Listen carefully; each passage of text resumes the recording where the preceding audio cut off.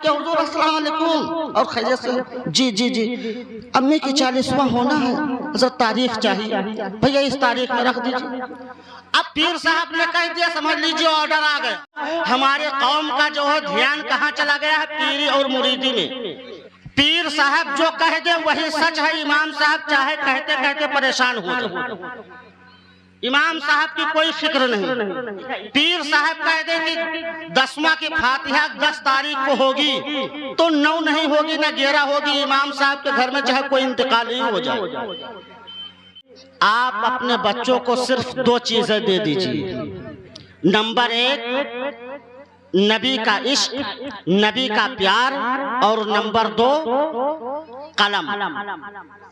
अपने बच्चों के सीने के अंदर नबी का प्यार दे दीजिए और अपने बच्चों के हाथ में कलम दे दीजिए।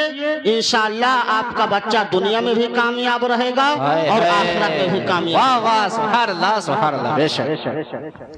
सलाहुद्दीन अय्यूबी ने फरमाया था कि जिस कौम को तबाह बर्बाद करना है उस कौम के नौजवानों को तबाह बर्बाद कर दो, वो कौम खुद ब खुद तबाह बर्बाद है। और जिस कौम को आबाद करना है उस कौम के नौजवानों को आबाद कर दो, वो कौम खुद ब खुद आबाद हो जाएगी। ऐ अजीज़ाने गिरामी वकार, अब चंद मिनट इसी जुमले पर मैं आपसे गुफ्तगू करना चाहता हूँ। आज हमारे नौजवानों का हाल क्या है? आज हमारी जो नई जनरेशन है उसका मिजाज आप देखिए। माँ बाप से बात करने का तेवर उस देखिए, भाइयों से बात करने का तेवर उनका देखिए, अपने से बड़ों से बात करने का उनका तेवर देखिए। नहीं ऐसा लगता है कि ये हमारे घर का बच्चा है या किसी और के घर का बच्चा, पता ही नहीं चलता।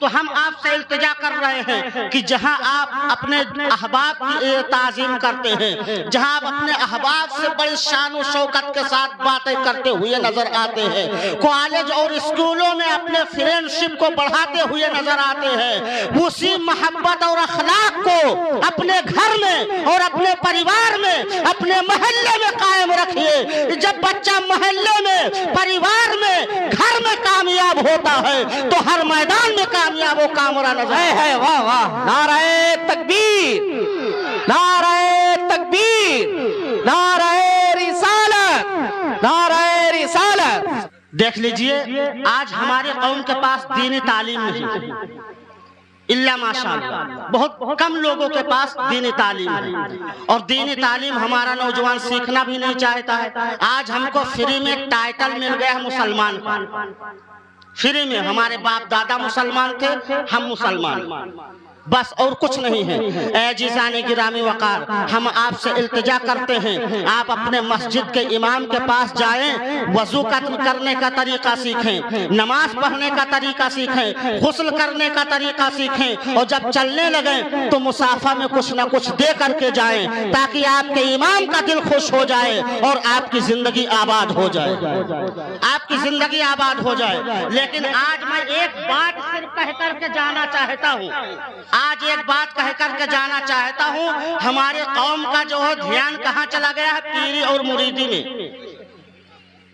पीर साहब जो कह दे वही सच है, इमाम साहब चाहे कहते कहते परेशान हो जाए, इमाम साहब की कोई फिक्र नहीं। पीर साहब कह दे कि 10वां की फातिहा 10 तारीख को होगी तो 9 नहीं होगी ना 11 होगी, इमाम साहब के घर में चाहे कोई इंतकाल ही हो जाए। वो दर्द इमाम समझता है। हालात को आपका पीर नहीं रहा, आपके हालात को आपका पीर नहीं समझ रहा है। आपके गांव में आपका मिजाज कैसा आपका पीर नहीं समझ रहा। आप कैसे हैं, किस हालत में है, या इमाम आपका कैसा है, किस हालत में, आपके पीर को कुछ नहीं पता। आपने पीर के हुजूर अस्सलाम वालेकुम और खैरियत से? जी जी जी, अम्मी की 40वां होना है, हज़रत तारीख चाहिए भैया, इस तारीख में रख दीजिए। अब पीर साहब ने कह दिया, समझ लीजिए ऑर्डर आ गया, ऑर्डर आ गया, वो बदल नहीं सकता है। ऐसा लग रहा है कि उस पर मोहर लग गई है, अब वो हट ही नहीं सकता है, न बदल ही सकता है। और पता चला कि इमाम साहब के घर में उस तारीख में, मैं इमाम हूँ इसका दर्द समझ रहा हूँ, मेरे साथ भी हादसे पेश होते रहते हैं। मैं इमाम हूँ, इमाम का दर्द समझता हूँ। बहुत सारे इमाम हमारे पास आते हैं कि कौम समझती नहीं है, और अगर इमाम साहब कहीं उसके 40वां या फातिया में न पहुंचे तो गांव के जितने चौधरी हैं वो सब क्या कहेंगे, इनको हटाओ, इनको हटाओ। बहुत बड़े चौधरी बने पड़े, घर में चाहे एक ना सुनी जाए, लेकिन इमाम साहब पर हुकूमत सबसे ज्यादा, इमाम साहब पर हुकूमत सबसे ज्यादा।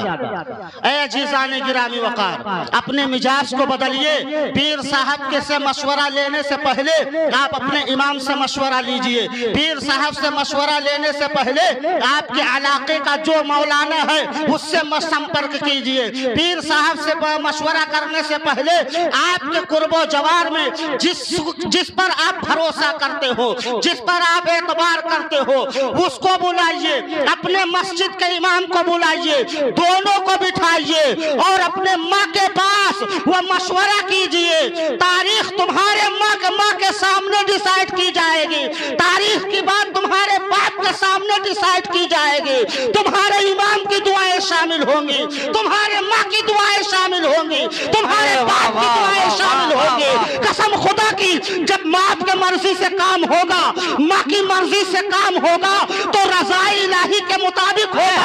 पीर साहब के मर्जी से होगा तो रब खुश नहीं होगा, मुरीद साहब के मर्जी से होगा खुश नहीं होगा रब। लेकिन जब तुम्हारी माँ के मर्जी से होगा, तुम्हारे इमाम के मर्जी से होगा, तुम्हारे बाप की मर्जी से होगा, कसम खुदा की रब भी तुम्हारा राजी होगा और तुम्हारा रसूल भी राजी होगा। सुभान अल्लाह, सुभान अल्लाह, बेशक सुभान अल्लाह, माशाअल्लाह।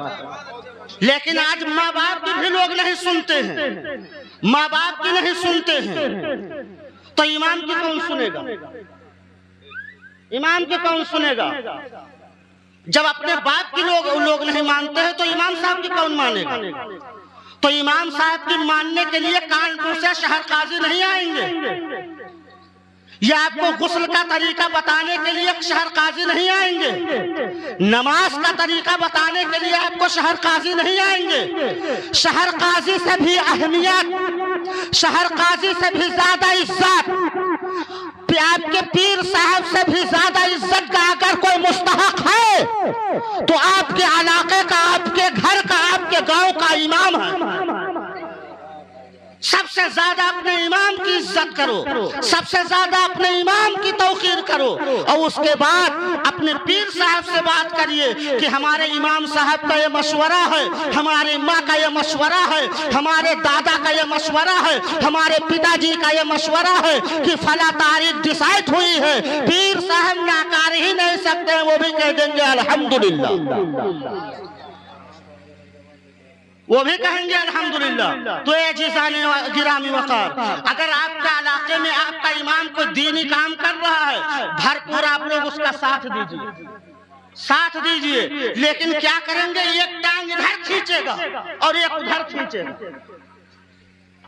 टांग खींचने से मतलब ये नहीं कि इमाम साहब की एक टांग इधर पकड़ रहे हैं एक उधर। टांग खींचने से मतलब है कि दो मदद कर रहे हैं तो चार कर रहे हैं, अपना घर बना रहे हैं, मदरसा नहीं अपना कारोबार कर रहे हैं। अगर मदरसे नहीं होंगे, मस्जिद में इमाम के लिए तरस जाओ।